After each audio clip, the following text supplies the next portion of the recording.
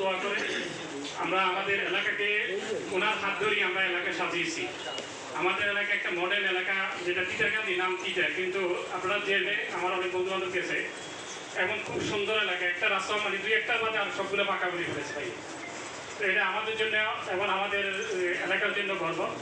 ভাইয়ের হাত ধরে আমাদের, আমরা আশা করব ভাইয়া আবার যদি সুযোগ পায় রাষ্ট্রের কোনো উচ্চ পদে আসার জন্য আসলে লক্ষ্মীপুরকে উনি সবসময় আমাদের এলাকায় যেভাবে আলোকিত করে রাখছে, পুরো লক্ষ্মীপুরকে যেন উনি আলোকিত করে রাখে, এই আশা ব্যক্ত করে আমি আমার বক্তব্য এখানে শেষ করছি। আসসালামু আলাইকুম রহমতুল্লাহ।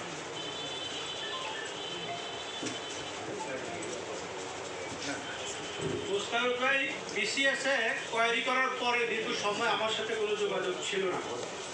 বছর দেড়েক আগে বা 2 বছর আগে হঠাৎ লন্ডন থেকে উনি আমাকে ফোন দিলেন। পরে আমি শুনতে পেয়েছি যে আমাদের ডক্টর থম কামাল গাজী ভাই